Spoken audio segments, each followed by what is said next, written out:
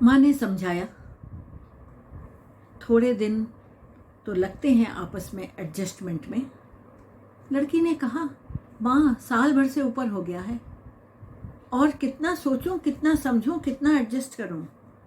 लेकिन माँ ने फिर भी यही कहा, कोई बात नहीं बेटे, सब ठीक हो जाएगा। शुरू में ऐसी परेशानियां तो आती ही हैं।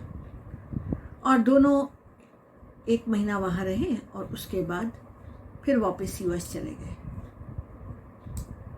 लेकिन एक बात और हुई, जब वो यूएस गए तो थोड़े दिनों के बाद लड़की को और ज़्यादा सफोकेशन होने लगा लड़के के व्यवहार से, और जो उन दोनों के बीच में जिस तरह चल रहा था उसको देख के लगने लगा कि नहीं, ये तो परिस्थितियाँ और ख़राब हो रही हैं। तब फिर दोनों ने सोचा कि ये मुश्किल हो जाएगा।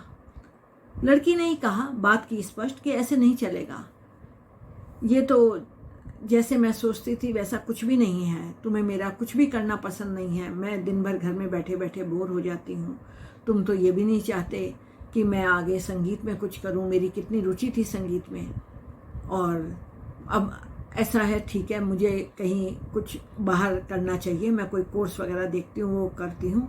तो लड़के ने उस पर भी मना कर दिया कि नहीं, ये क्या कर रही हो, तुम घर में बैठो।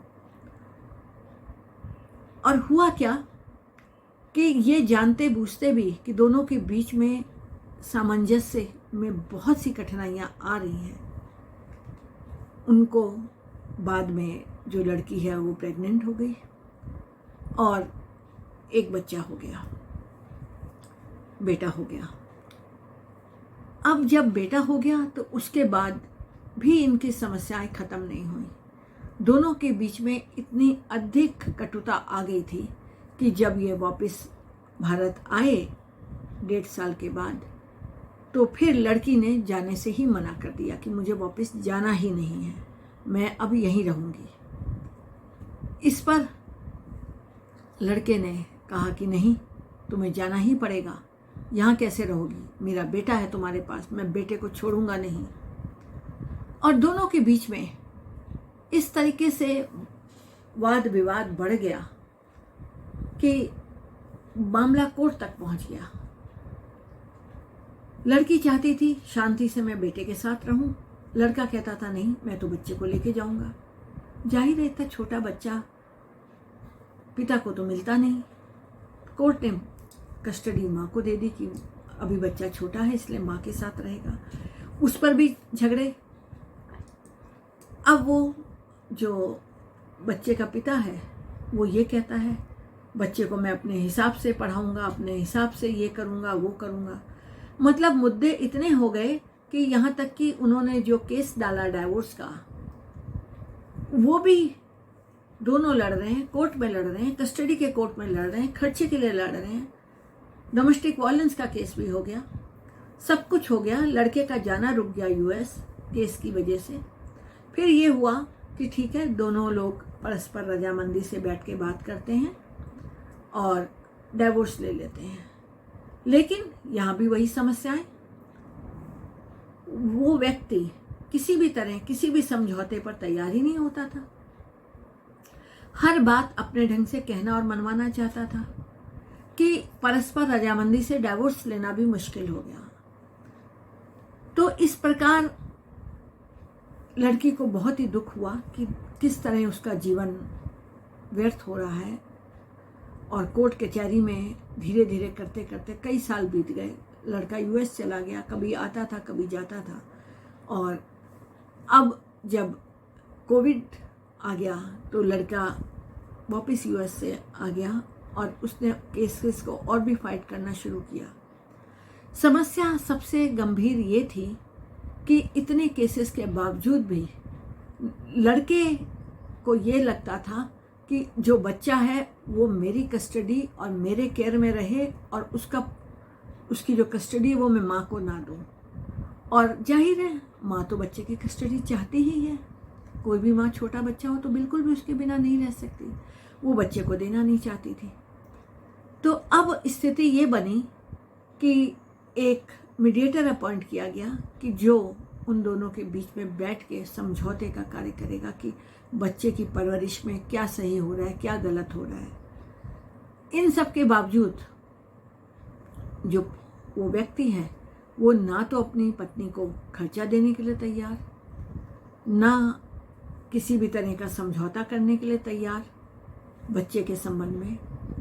और वाद विवाद इतना बढ़ता गया कि फाइनली आज उन दोनों को लड़ते लड़ते 5 साल हो गए हैं और वो किसी निर्णय पर नहीं पहुंच पाए हैं, क्योंकि मामला कोर्ट में है। कोर्ट में तो आपको मालूम ही है समय बहुत लगता है। तो यहाँ पर इससे हम क्या बताना चाहते हैं, जहाँ भी कहीं ऐसी परिस्थितियाँ हों, बेहतर होता है कि पति पत्नी दोनों बैठ के हर मुद्दे को विचार करें और किसी निष्कर्ष पे पहुँचें कि कैसे उनको अब विवाह के उपरांत एडजस्ट ना होने के कारण अलग हो जाना चाहिए, कैसे वो डाइवोर्स लें, और डाइवोर्स लेने पर भी बच्चा है तो कैसे बच्चे की परवरिश करें। होता क्या है, जब आपस में ही इतनी कटुता बढ़ जाती है तो वो किसी भी मुद्दे पर एक साथ एक मत नहीं हो पाते हैं, और यही कारण है कि दिक्कतें बढ़ जाती हैं।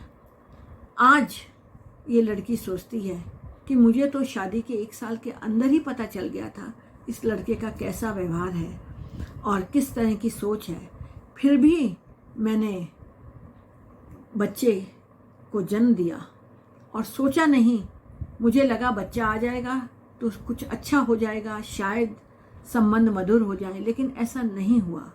कभी भी बच्चे के आने से संबंध मधुर नहीं होते, बल्कि और उनमें कटुता आ जाती है, क्योंकि जब आपका ही आपस में एडजस्टमेंट नहीं हो रहा तो बच्चे के आने से कैसे कुछ बेहतर होगा। तो कहीं भी अगर ऐसी परिस्थितियां हों, अगर लगता है आपको, किसी भी पत्नी को लगता है कि पति के साथ सामंजस्य ठीक से नहीं हो पा रहा है, तो वो रुक जाए, वहीं सोचे कि किसी और प्राणी को जीवन में इस दुनिया में लाने से पहले आपस में उनके सामंजस्य स्थापित हो जाए। अगर परस्पर सामंजस्य स्थापित नहीं होता है तो बच्चे के बारे में ना सोचें, अन्यथा अपने साथ साथ बच्चे के जीवन में भी कई तरह की परेशानियां आ जाती हैं। अब इस बच्चे के जीवन में इतनी परेशानियां आ गई हैं कि ये व्यक्ति यानी बच्चे का पिता बच्चे के स्कूल में आए दिन लेटर लिख देता है, कभी पहुंच जाता है। जब भी वो इंडिया में होता है तो उस महिला का एक तरह से जीना मुश्किल हो जाता है। वो इतना जाके वहाँ स्कूल वालों को तंग करता है कि स्कूल वालों ने तो एक बार कह ही दिया कि आपकी इतनी समस्याएं हैं, हम आप इस तरह के बच्चे को नहीं रख पाएंगे अपने स्कूल में, आप अपनी समस्याओं को सुलझाएं। हम नहीं चाहते कि हम कभी फादर आए कभी मदर आए, आप आपस में डिसाइड करें, आपको आना है आप ही आएँ, आप ही सब बातें करें और आप ही हमसे संवाद करें। यदि ऐसा नहीं है तो हमारे लिए बहुत मुश्किल हो जाएगी, क्योंकि इससे बच्चे पर भी इमोशनली मेंटली बुरा प्रभाव पड़ रहा है। तो आपने देखा कि किस तरह से परेशानियां उत्पन्न होती हैं।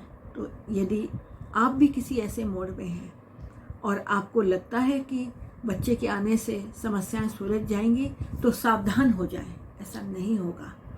सोच समझ के निर्णय लें, अपने विवेक का इस्तेमाल करें और आने वाले जीवन को सुंदर और मधुर बनाएं। कम से कम जो हो गया उसको भूलें, छोड़ दें और अपने आने वाले जीवन के बारे में सोचें। आज बस इतना ही। धन्यवाद।